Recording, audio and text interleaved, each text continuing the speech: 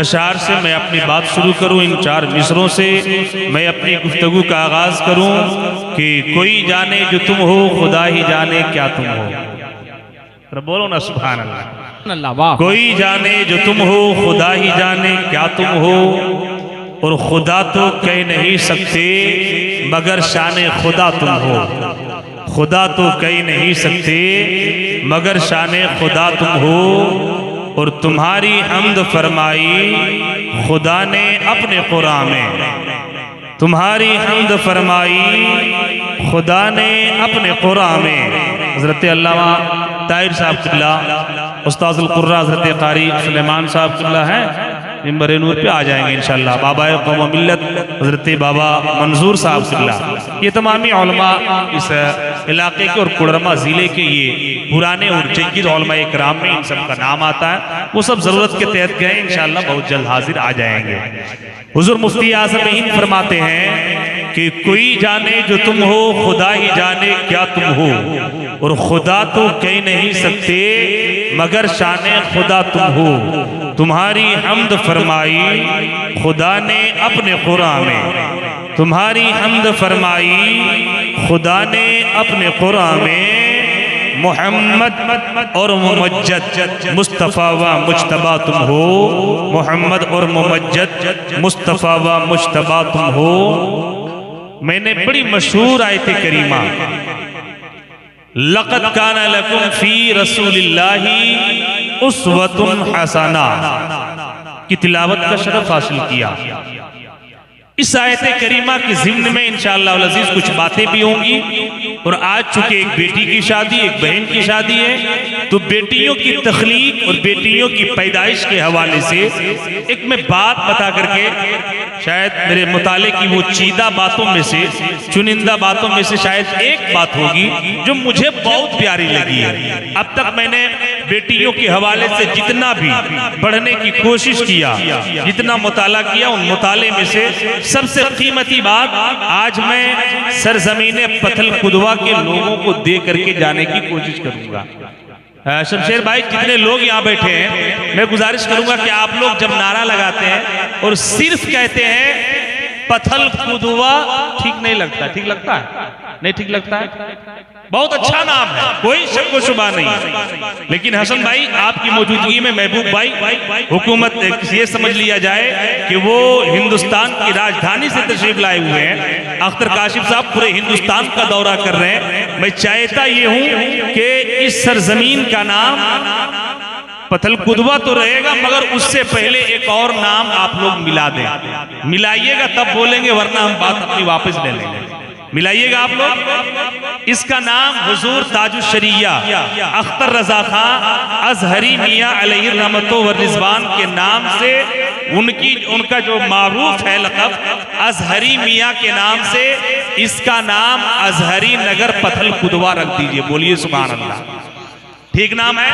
सुभान अल्लाह। आप लोग आज से पोस्टर में जरूर लिखिएगा, जब भी यहाँ जलसा होगा अजहरी नगर पथल कुदवा लिखिएगा। क्या लिखिएगा?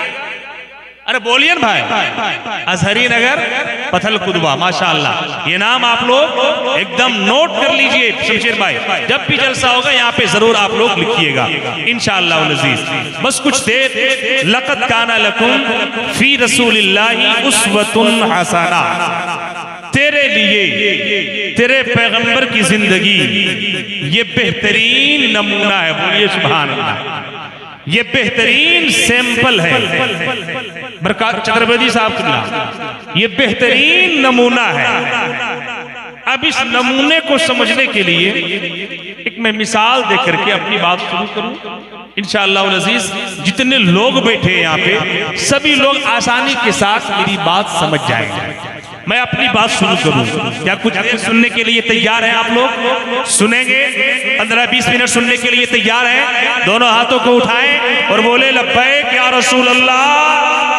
बोले लब्बैक या रसूल अल्लाह, लब्बैक या रसूल अल्लाह। लक़द काना लकुम फ़ी रसूलिल्लाहि उस्वतुन हसना, तेरे लिए, तेरे पैगंबर की जिंदगी ये बेहतरीन सैंपल है, ये बेहतरीन नमूना है।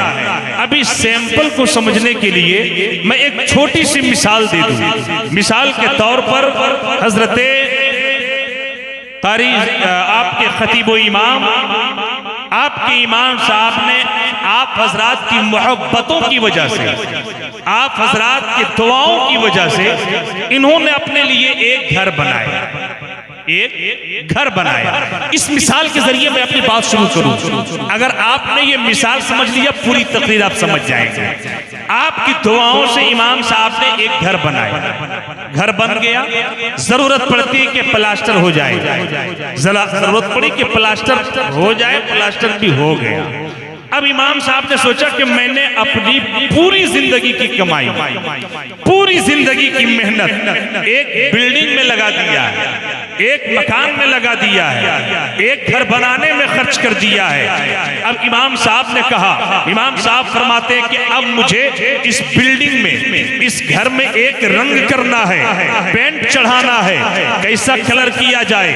इमाम साहब उठते हैं, जाते हैं एक पेंट की दुकान पे। मैं आपको समझा रहा हूँ, लक़द काना लकुम फी रसूलिल्लाहि उस्वतुन हसना।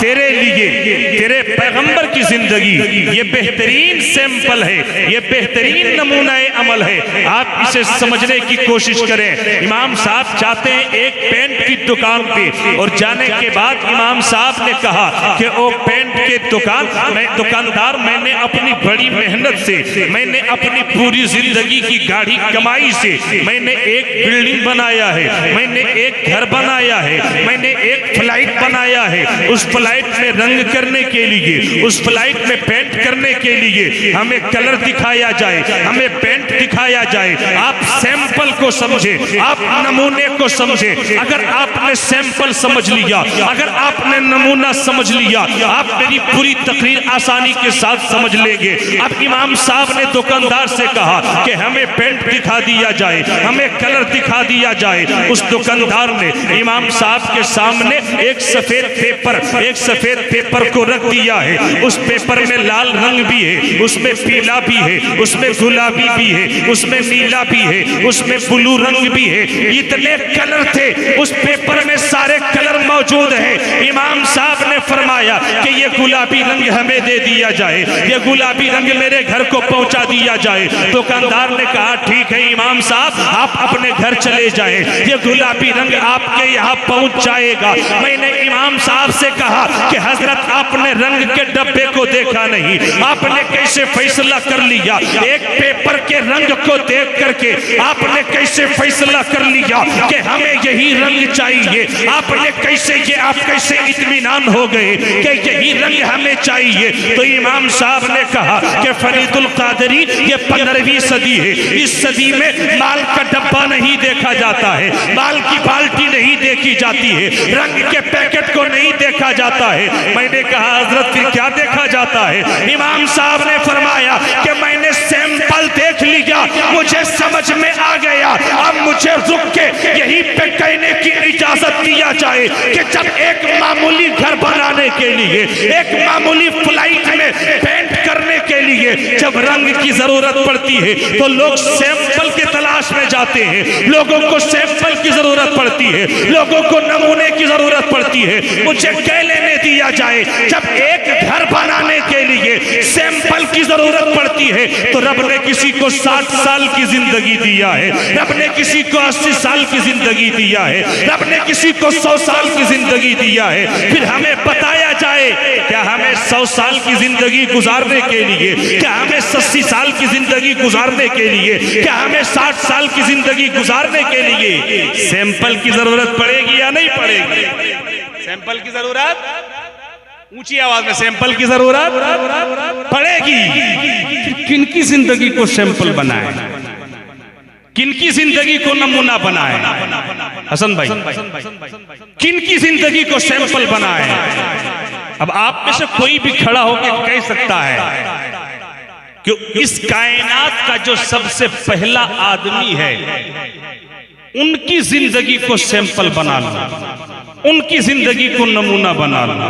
मैं कहूंगा बेशक आप बना लो, लेकिन इस कायनात का सबसे पहला आदमी, अरे बोलिए ना भाई, इस कायनात का सबसे पहला आदमी ऊंची आवाज में कौन है?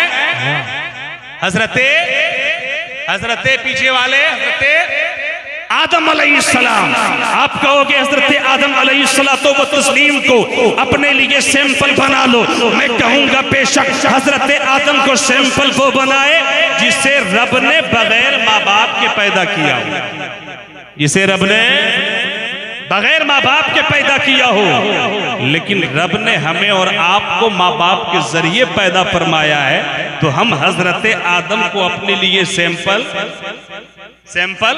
नहीं बना सकते। फिर किनकी जिंदगी को बनाए? कोई ईसाई खड़ा होगा कहेगा हजरत ईसा अलैहिस्सलातो व तस्लीम को अपनी जिंदगी के लिए सैंपल बना लो, क्योंकि हजरत ईसा ने बचपने में अपनी माँ हजरत मरियम पे लगे हुए इल्जाम का दिफा किया था, इसलिए हजरत ईसा को अपने लिए सैंपल बना दो। मैं कहूंगा बेशक हजरत ईसा को सैंपल बनाओ, लेकिन कौन बनाएगा? वो बनाए जिसे रब ने बगैर बाप के सिर्फ माँ के जरिए पैदा किया हो। लेकिन रब ने आपको माँ बाप के जरिए बनाया है, रब ने हमें भी माँ बाप के जरिए पैदा फरमाया है। हम हजरत ईसा को अपने लिए नमूना नहीं बना सकते, फिर किनकी जिंदगी को सैंपल बनाए? तो रब कायनात ने कुरान में पापांगे तो हल ये ऐलान फरमा दिया, लक़द काना लकुम फी रसूलिल्लाहि उस्वतुन हसना, कि ऐ लोगों तेरे लिए तेरे पैगंबर की जिंदगी ये बेहतरीन सैंपल है, ये बेहतरीन नमूना है, ये बेहतरीन सैंपल है। अब आओ मैं आपको दिखाता हूँ कि आपके नबी की सीरत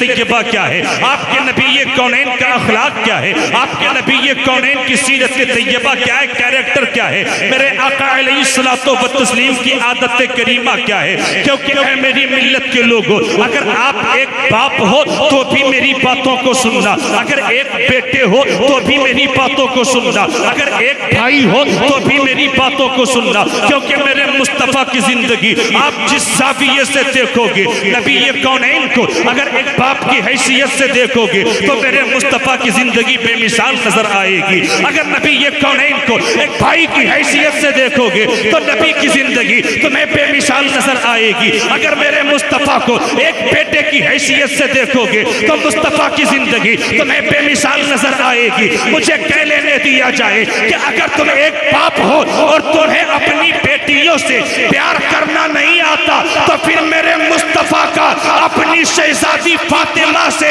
प्यार करना देख ले, तुम्हें अपनी बेटियों से मोहब्बत का तरीका मिल जाएगा।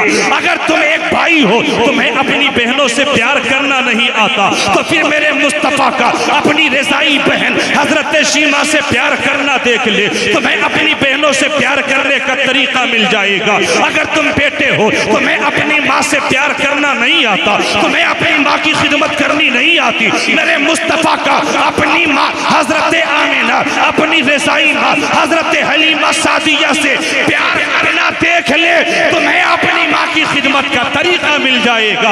अगर तुम एक अमीर हो, अल्लाह ने तुम्हें दौलतें दिया है और तुम जो है वो गरीबों के सरों पे दस्ते शफकत नहीं फेरते हो, फिर मेरे मुस्तफा का गरीबों के सरों पे दस्ते शफकत फेरना देख लो, तुम्हें गरीबों से प्यार करने का तरीका मिल जाएगा।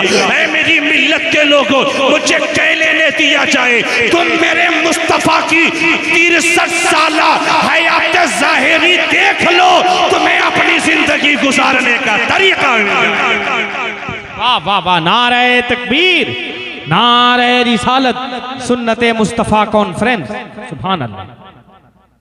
अभी आपने बात आई है तो सुनो, सुन रहे आप लोग? तवज्जो है?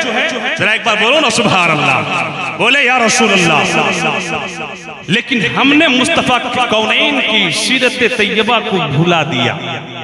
जब तक हमने नबी के किरदार को अपनाया था, जब तक हमने नबी की सीरत तैयबा को अपनाया, लोग हमें देख के कलमा पढ़ के मुसलमान हो जाया करते थे। आपने सुना होगा, आज से ज्यादा दिन नहीं हसन भाई, आज से 7 दिन पहले ईद के दिन, तवज्जो इधर है, मैं आपको दिखाना चाहता हूं कि हमने नबी के किरदार को बुलाया, हमारी जगह मारे जा रहे हैं। लेकिन आज से 7 दिन पहले दिल्ली की सरजमीन पे, दिल्ली की सरजमीन से आपने एक खबर पढ़ा होगा। अभी मैं व्हाट्सएप के जरिए अभी किसी स्टेज पे मैं पढ़ रहा था उस न्यूज को, उस खबर को पढ़ रहा था। खबर क्या है? आपने सुना होगा कि ईद के दिन एक गैर मुस्लिम, एक नॉन मुस्लिम पुलिस ऑफिसर ने कलमा पढ़ करके ईमान ले आया। बोलो ना सुभान अल्लाह। 21 तारीख की बात है, सरजमीन दिल्ली की बात है। एक राहुल नाम के पुलिस ऑफिसर ने कलमा पढ़ लिया। उसके कलमा पढ़ने की दास्तान क्या है, आखिर उसने कलमा कैसे पढ़ा, उसके पीछे की रीजन क्या है, उसके पीछे का सबब क्या है, तो उस राहुल नाम के पुलिस ऑफिसर ने खुद बयान किया है कि ईद का दिन था और ईद के दिन हमारी जिम्मेदारी मुसलमानों की मस्जिद में दी गई थी कि मुसलमानों के ईद की नमाज के हवाले से, मुसलमानों के वहां पे हिफाजत करने के लिए, मुसलमानों की निगरानी करने के लिए, मुसलमानों की ईदगाह के हमें ड्यूटी लगी थी। उस पुलिस ऑफिसर कहता है कि जब मैं जाकर के उस ईदगाह के दरवाजे पे खड़ा हो गया, ऐ मेरी मिल्लत के लोगों, देखो जब हमारा किरदार मुस्तफ़ा के किरदार से, मुस्तफ़ा कौनैन अलैहिस्सलातो व तस्लीम की सीरत तैयबा का पैकर होता है, तो फिर कैसे लोग कलमा पढ़ करके ईमान लाते हैं। जब हम अपने नबी की सीरत तैयबा को अपनाते हैं तो फिर कैसे गैर भी कलमा पढ़ करके ईमान लाता है। वो पुलिस ऑफिसर राहुल नाम का पुलिस ऑफिसर है। आज से 7 दिन के पहले की खबर है। वो कहता है कि मैं दिल्ली के ईदगाह के बाहर खड़ा था, मैं देख रहा था मुसलमान आते जा रहे थे, मुसल्ले पे बैठते जा रहे थे। मैंने ये देखा कि कोई अमीर आ रहा है, उसी मुसल्ले पे बैठ रहा है, कोई गरीब आ रहा है, उसी मुसल्ले पे बैठ रहा है, कोई रईस आ रहा है, उसी मुसल्ले पे बैठ रहा है। अगर कोई दिल्ली का VIP नेता है, वो भी उसी मुसल्ले पे आकर के बैठ रहा है। और उस पुलिस ऑफिसर ने कहा था कि चूंकि मेरा घर मुसलमानों के मोहल्ले में है, तो उस मुसलमानों के मोहल्ले में जब से ईद का, जब से रमजान का चांद नजर आया था, हर घर से, हर मोहल्ले के एक घर से शाम के वक्त में मेरे घर में इफ्तार आता था। मेरे बच्चे इफ्तार खाते थे, रात में हमें खाना बनाने की जरूरत नहीं पड़ती थी। और जब मैंने ईद के दिन मुसलमानों के इमाम से, उस ईदगाह के इमाम से जब मैंने ये सुना था कि ऐ मुसलमानों, तुम लोग ईदगाह आने से पहले पहले गरीबों का हक फितरे के तौर पे अदा कर देना, और जब मैंने ये सुन लिया कि मुसलमान सिर्फ अपना ख्याल नहीं रखते बल्कि ईद की नमाज से पहले वो गरीबों का ख्याल रखा करते हैं, वो यतीमों का ख्याल रखा करते हैं, मुझे समझ में आ गया कि इस कायनात में इससे बड़ा अच्छा कोई मजहब नहीं हो सकता है। और उसी वक्त मैंने कलमा पढ़ करके ईमान ले आया था और दिल्ली के मुसलमानों की ईद की खुशियों को दोबारा कर दिया। हाँ वाह, नारे तकबीर, नारे रिसालत, अज़मते मुस्तफ़ा, सुन्नते मुस्तफ़ा कॉन्फ्रेंस। बहुत खूब, बहुत खूब, सुभान अल्लाह, वाह। जब हमारा और आपका किरदार ऐसा होता है तब हमारे गैर भी हमें देख के कलमा पढ़ लिया करते हैं। मेरे दोस्तों, बात मैंने ये कहा था कि मैं आपको बता के जाऊंगा मुस्तफा की सीरत बेटियों के हवाले से। ज्यादा टाइम नहीं लूंगा, बस एक बात, फिर उसके बाद नबी की एक सीरत पढ़ अपनी जगह तवज्जो है। सुन रहे आप लोग? जरा हाथों को उठाएं, बोले लब्बैक या रसूल अल्लाह, लब्बैक या रसूल अल्लाह। नबी से अगर मोहब्बत है तो आवाज बुलंद करें, बोले लब्बैक या रसूल अल्लाह, लब्बैक या रसूल अल्लाह। बात ये चल रही थी बेटियों के हवाले से। रब ने बेटियों को कहां से पैदा किया? देखिए, मैं एक मुफ्ती नौशाद हुसैनी साहब जानते हैं कि हम लोग एक इमाम आदमी हैं, दिन में बच्चों को पढ़ाते हैं और रात में बच्चों के चचों को पढ़ाते हैं। इसलिए आप ये समझिए कि मैं आपको पढ़ा रहा हूं और आप पढ़ रहे हैं थोड़ी देर के लिए। रब ने बेटियों को कहां से बनाया? हजरत आदम अलैहिस्सलातो व तस्लीम की टेढ़ी पसली की हड्डी से। बोलिए ना सुभान अल्लाह। कहां से बनाया? हजरत आदम की टेढ़ी पसली की हड्डी से। क्योंकि एक बहन की शादी, एक बेटी की शादी है, इसलिए जिम्नन ये बातें मैं करके मैं अपने मौजू पे आ जाऊंगा। तो इधर है हजरत आदम की टेढ़ी पसली जो सीने के बगल में है। कहां पर है? सीने के बगल में। हसन भाई, सीने के बगल वाली टेढ़ी पसली की हड्डी से। हालांकि पूरे बॉडी में, पूरे शरीर में इंसान की कितनी हड्डियां हैं? कितनी?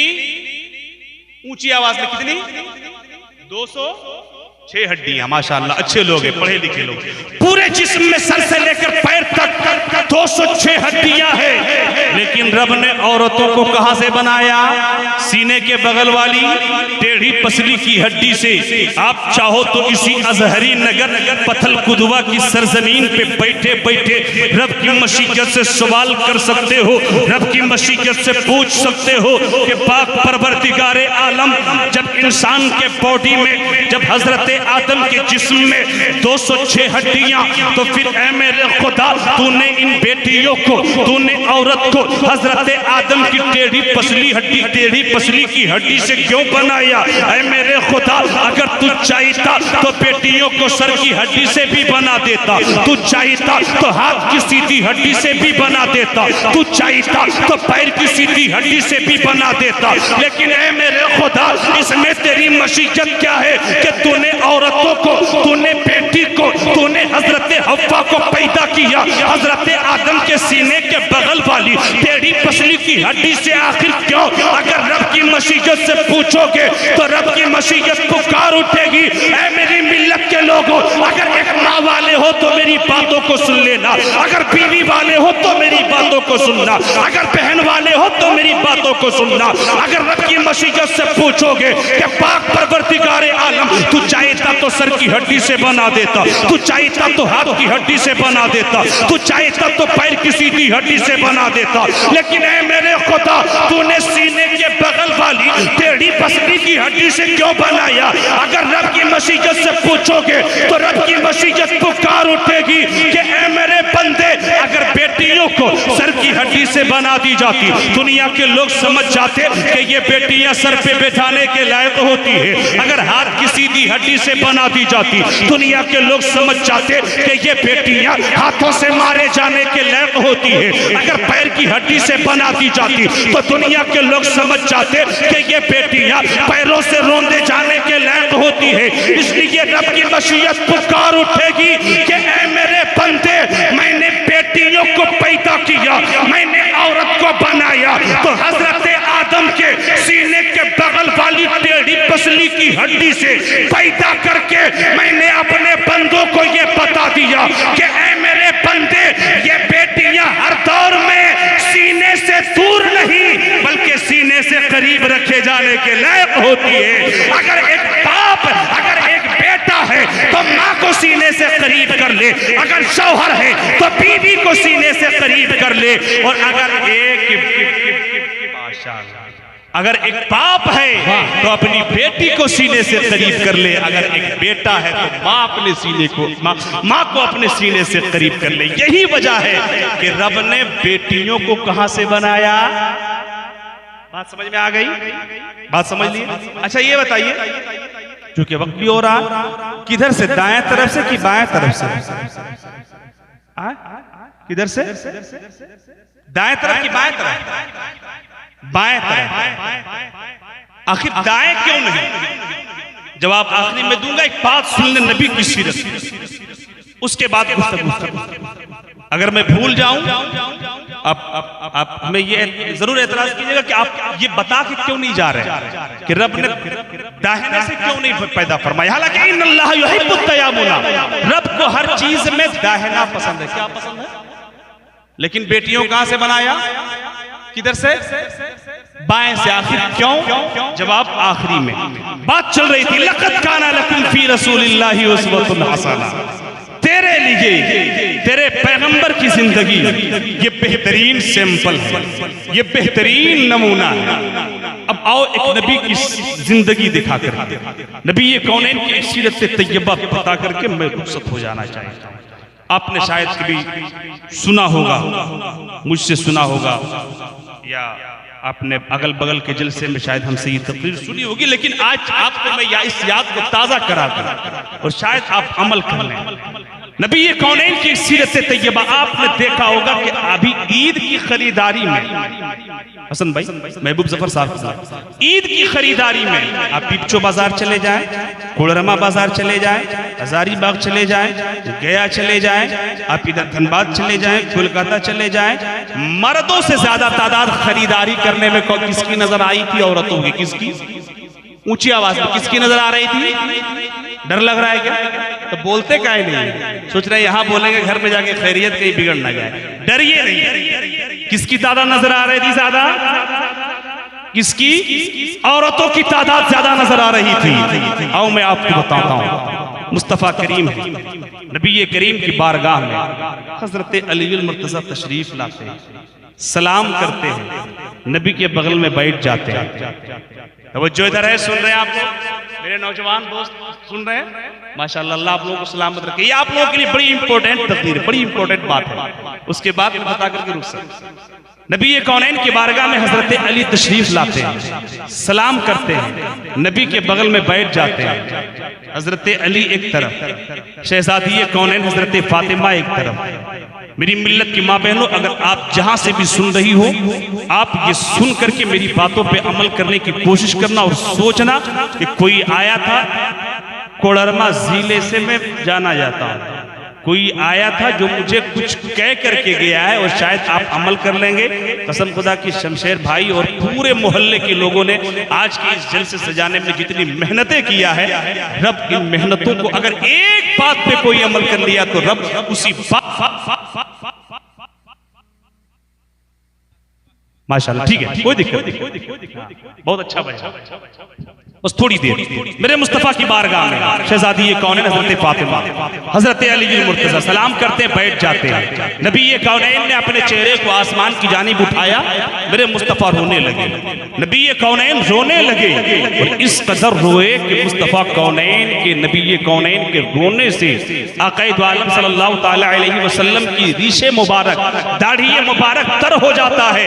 मुस्तफा कौनैन का दामने अक़दस भी भीग जाता है।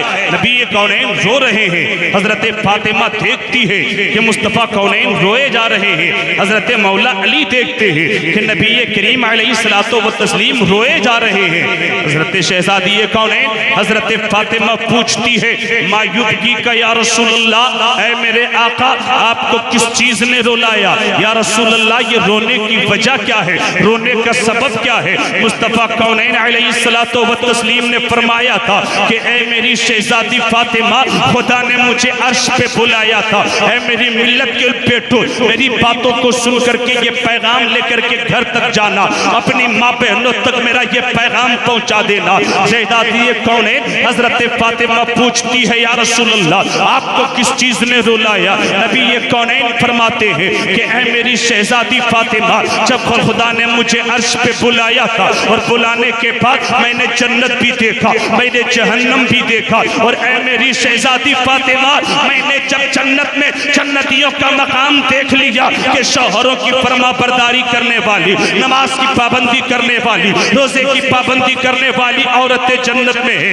लेकिन ऐ मेरी शहजादी फातिमा, मैंने जब जहन्नम को देखा तो मैंने क्या देखा कि जहन्नम में मर्दों से कहीं ज्यादा तादाद औरतों की थी। अल्लाह अकबर, मेरे मुस्तफा इतना फरमाते हैं और ज़ारो कतार रोने लगते हैं। हजरत फातिमा पूछती है, हबीबी या रसूलल्लाह आपने जहन्नम में औरतों की तादाद ज्यादा देखा, या रसूलल्लाह वो औरतें किस अजाब में मुब्तला थी? आका वो औरतें किस अजाब में गिरफ्तार थी? मुस्तफा कौनैन फरमाते हैं, ऐ मेरी शहजादी फातिमा, मैंने जब जहन्नम में औरतों को देखा था तो मैंने क्या देखा कि औरतों का सर नीचे है, पैर ऊपर है, नीचे से जहन्नम के शोले भड़क रहे हैं, नीचे से जहन्नम की आग सुलगा दी गई है। और मेरी शहजादी फातिमा, मैंने जहन्नम में औरतों को देखा था कि उन औरतों का दिमाग ऐसे खौल रहा था जैसे हांडी में अनाज खौला करता है। अल्लाह अकबर, मेरे आका इतना फरमाते हैं और ज़ारो कतार रोने लगते हैं। फातिमा पूछती है, हबीबी या रसूलल्लाह आप इस कदर ज़ारो कतार क्यों रो रहे हैं? मेरे आका फरमाते हैं, ऐ मेरी शहजादी फातिमा, मुझे अपनी उम्मत की उन औरतों का अजाब याद आ गया है, उसी अजाब को याद करके मैं रो रहा हूँ। अल्लाह अकबर, देखो तेरा नबी तुझसे कितना प्यार करते हैं, देखो तेरा पैगंबर तुझसे कितनी मोहब्बत फरमाते हैं, लेकिन तुमने नबी के सीरत को भुला दिया है, तुमने नबी के किरदार को पसे पुष्ट डाल दिया है। हजरत फातिमा पूछती है, हबीबी या रसूल अल्लाह, उन औरतों ने कौन ऐसी गलती की थी आका जो जिसकी वजह से औरतों को इतना सख्त अजाब दिया जा रहा था, इतना सख्त अजाब में वो लोग गिरफ्तार थी आका।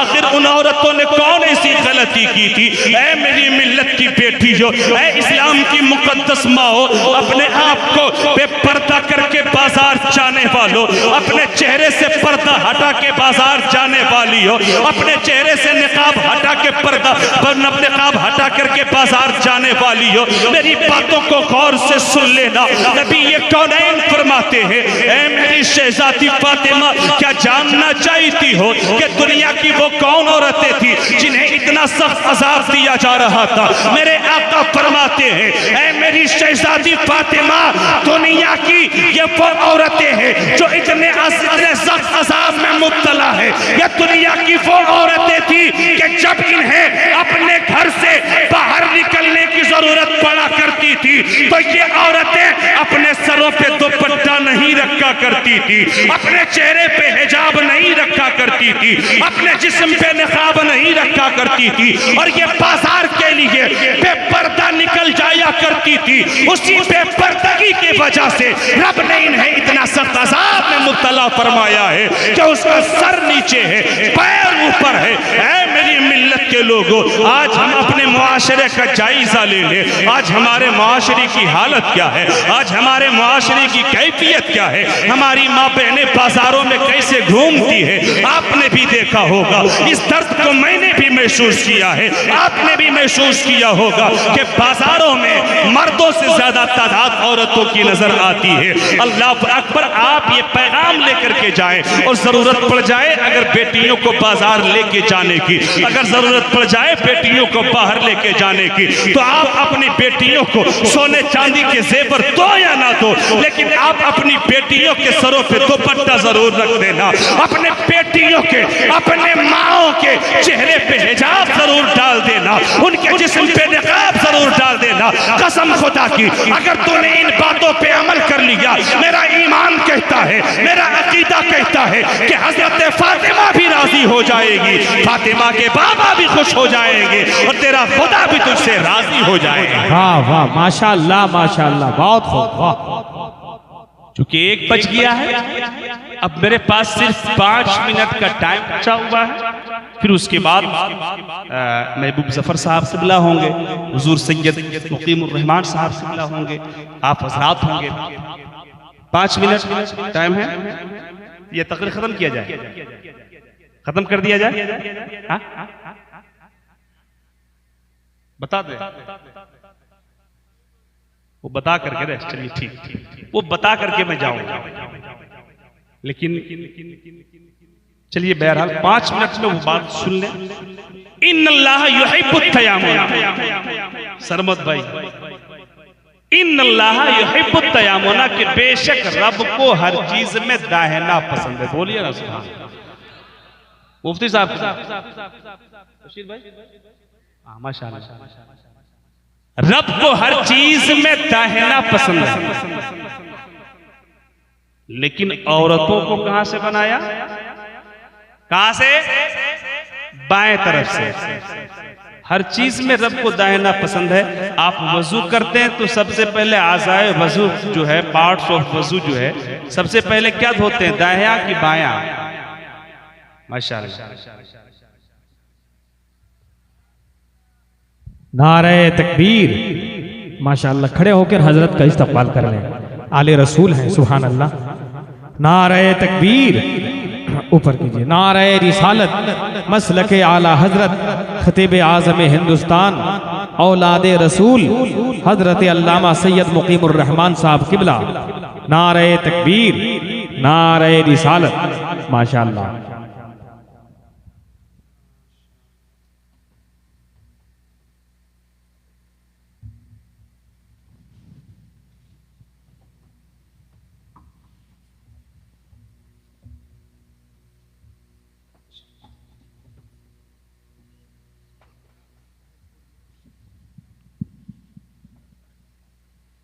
बैठ जाए माशाल्लाह, बैठ जाए। बस आखिरी बात, गुफ्तगू खत्म। जरा एक बार हुजूर सैयद साहब किबला को गवाह बनाए और इनके आप अपने नबी को पुकारे, बोले लब्बैक या रसूल अल्लाह, लब्बैक या रसूल अल्लाह। बात चल रही थी कि इन्नल्लाह युहिब्बुत तयम्मुन, रब को हर चीज में दाहिना पसंद है। आप वजू करते हो, पार्ट्स ऑफ वजू यानी वजू के जो आज़ा हैं, सबसे पहले दाहिना हाथ, दाहिना पैर, है ना, चप्पल पहनते हो दाहिने में, सबसे पहले कंघी करो तो दाहिने में। इन्नल्लाह युहिब्बुत तयम्मुन, बेशक हर चीज में रब को दाहिना पसंद है। लेकिन रब ने जब बेटी को पैदा किया, औरत को बनाया, तो किधर से, किधर से, बाएं तरफ से। ये औरतें भी सोचती होंगी, ये माँ बहनें भी सोचती होंगी कि पाक परवरदिगारे आलम, जब तुझे हर चीज में दाहिना पसंद है, ऐ मेरे खुदा, जब तुझे हर चीज में दाहिना पसंद है, तो फिर हम औरतों ने कौन ऐसी गलती किया था मेरे खुदा कि तूने हम औरतों को बाएं तरफ से क्यों बनाया? इसमें तेरी मशीजत क्या है? इसमें तेरी हिकमत क्या है? अगर ये औरतें, और चाहो तो आप भी रब की मशीजत से यही बैठे बैठे पूछ सकते हो कि पाक परवरदिगारे आलम, जब तुझे हर चीज में दाहिना पसंद है, तो फिर तूने इन बेटियों को, तूने औरत को, तूने हजरत हव्वा को बाएं तरफ से क्यों बनाया? इसमें तेरी मशीजत क्या है? इसमें तेरी हिकमत क्या है? अगर रब की मशीजत से पूछोगे तो फिर रब की मशीजत पुकार उठेगी कि ऐ मेरे बंदे, हाँ मैं चाहता तो हर चीज में जिस तरह मुझे दाहिना पसंद है, वैसे ही मैं चाहता तो औरतों को दाएं तरफ से पैदा कर देता। लेकिन ऐ मेरे बंदे, मैंने इंसान का दिल दाएं नहीं बल्कि इंसान का दिल मैंने बाएं तरफ रखा है। बोलो सुभान अल्लाह। इंसान का दिल कहाँ होता है? किधर होता है? बाएं तरफ। माशाअल्लाह, वाह। अगर औरतों को दाएं तरफ से बना दिया जाता तो दिल से दूर होता कि करीब होता? दिल से दूर हो जाता। इसलिए रब्बे कायनात ने औरतों को दाएं तरफ से, जो इंसान का जहां दिल होता है, उस दिल के करीब से रब ने औरतों को, रब ने बेटी को पैदा करके अपने बंदों को ये बता दिया कि ऐ मेरे बंदे, ये बेटियां हर दौर में दिल से दूर नहीं, दिल से करीब रखे जाने के लायक होती है। अगर बेटी है, बाप अपने दिल से करीब कर ले।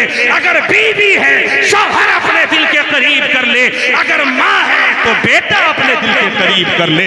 मैं रब्बे कदीर की बारगाह में दुआ करता हूँ कि पाक परवरदिगारे आलम आज के इस मुक़द्दस सुन्नत रसूल कॉन्फ्रेंस के सदक़े तुफ़ैल में और हुजूर सैयद मुक़ीमुर रहमान साहब क़िबला मद्दसल्लहु अलैना व अलैकुम की आमद के सदक़े तुफ़ैल मौला ताला जिस बहन की शादी खाना आबादी है, अल्लाह रब्बुल इज़्ज़त उस बहन की आने वाली ज़िंदगी में खुशहालियाँ अता फरमाए, उसके आने वाली ज़िंदगी के तमाम तरह के आफ़ात व बलैयात को दूर दफ़ा अता फरमा कर उनकी ज़िंदगी में शादमानी अता फरमाए। अस्तग़फिरुल्लाह रब्बी मिन कुल्ली ज़ंबिन व अतूबु इलैह। अस्सलामु अलैकुम व रहमतुल्लाहि व बरकातुहू।